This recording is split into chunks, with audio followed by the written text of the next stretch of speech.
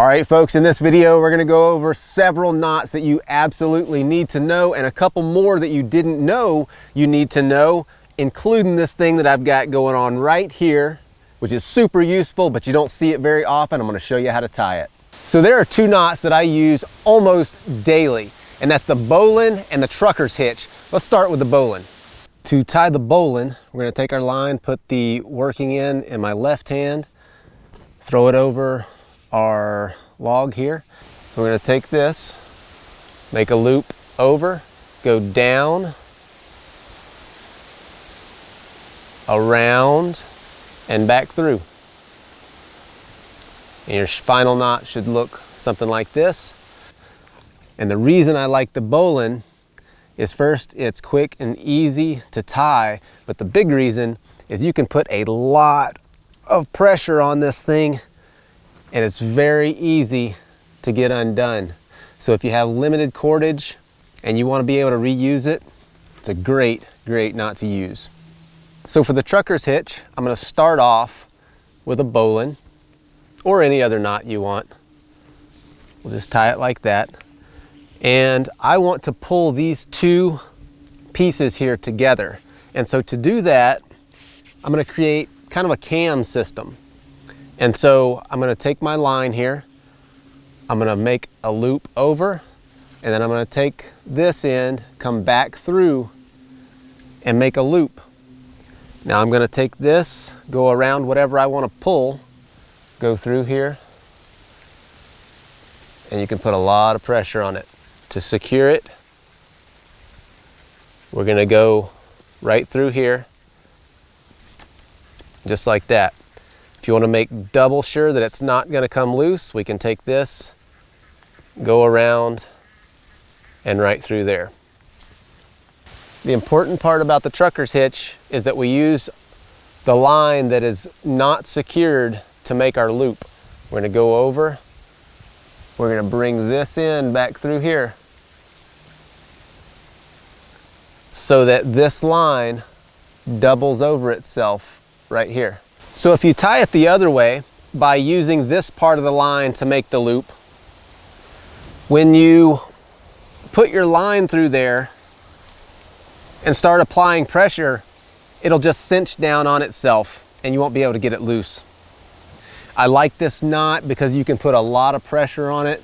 You can really cinch things down. I use this knot when I'm tying things onto the back of a truck or a trailer, when I'm pulling the edges of a big wall tent down or something like that to secure it to the stakes.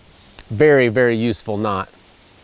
To tie the halter hitch, we're going to go over our tie point, take our working end, go around, and then take this right here and go back down through. Pull this and then slide this up against what you're tying to. It's a very good way to secure a line to a tree or any other place where you need to be able to get this released quickly. Just pull that and it's done. The reason this is called a halter notch is because it's a very common way to tie horses, because first of all, you can get it tight around the tree or the post or whatever you're tying to so that the halter or the lead line doesn't slip down, which can cause problems with horses. And the second is, if something spooks the horse, you can grab this tag end and release them very quickly. So to tie the clove hitch, we're going to make two loops. Make one and then going in the same direction except for behind the loop you just created. We're going to go over what we want to tie to so that you end up something like this.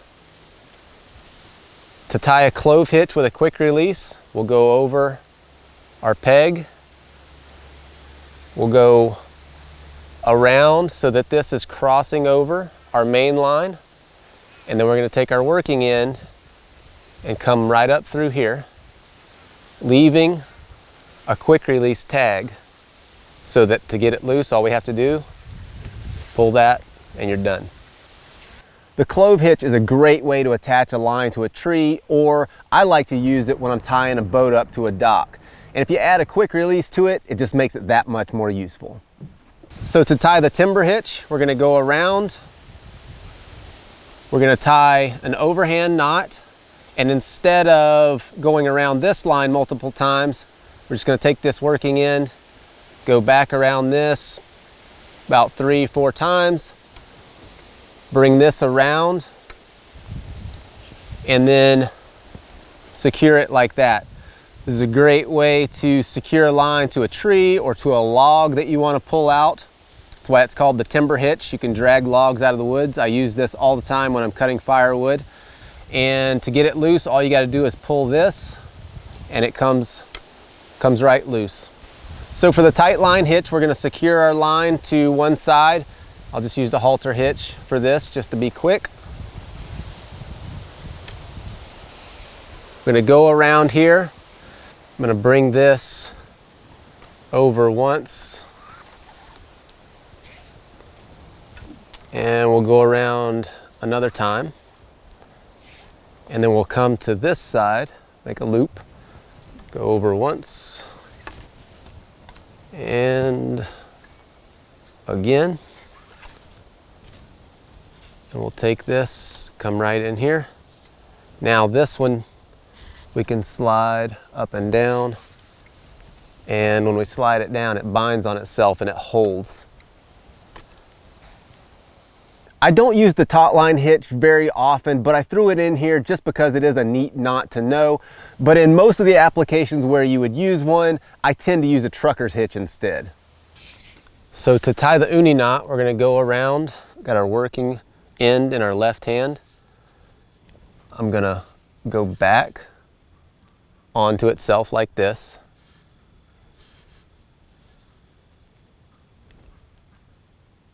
And then I'm going to take this working end.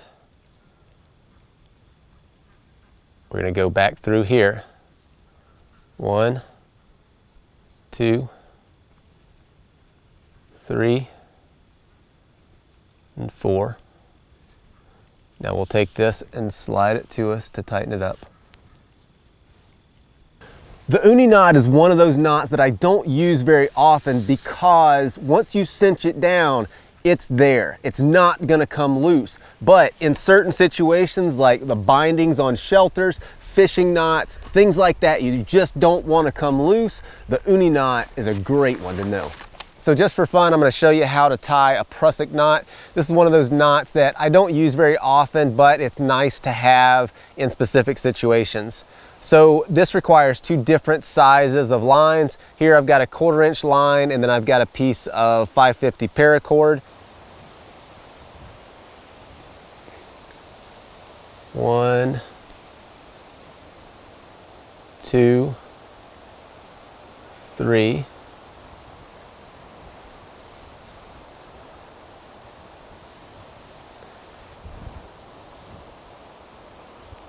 The prusik knot is used in situations where you need the knot to slide freely, but then cinch down and lock when a pressure is applied to it, such as climbing and tree stand safety systems.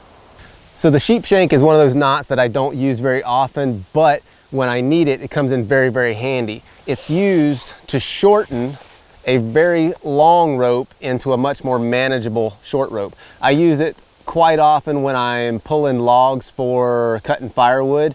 If I have, say, a 50-foot long rope and I only need about 20 feet of it, this is a great way to shorten that rope. It's a little bit on the complicated side, but I'm going to show you as best I can how to do this. You might need to watch it a couple of times, get a piece of rope, and see if you can just follow through the steps. So one of the things I really like about the sheep shank is that you can use it to shorten a line that's already tied to 2 objects. I'll just demonstrate that here. So I've got my line secured between 2 objects here. We'll just say this is a tree that I'm going to be hauling out, and this is my truck. And I've got a really long line here that I don't need. And so I want to shorten this. I'm going to use a sheep shank to do that. So we're going to start off by tying a clove hitch.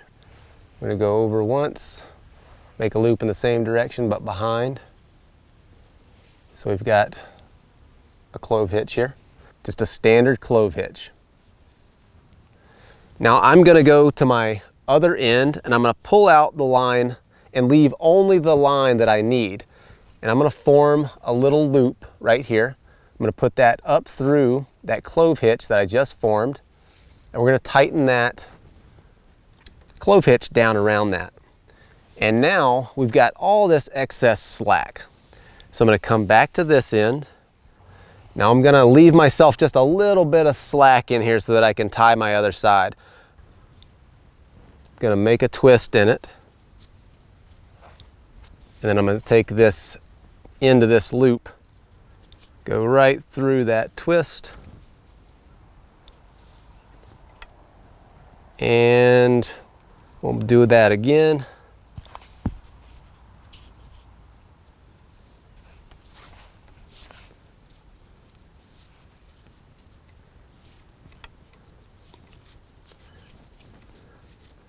Clean that up a little bit, and there we go.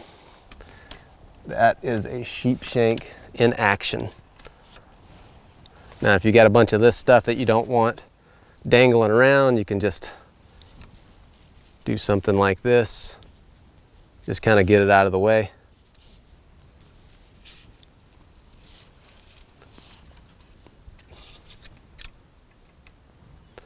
I use the sheep shank just about every time I go pull logs for firewood, because if I've got a 50-foot long rope and I only need 20 feet, I can take out that extra slack and have a much more direct pull.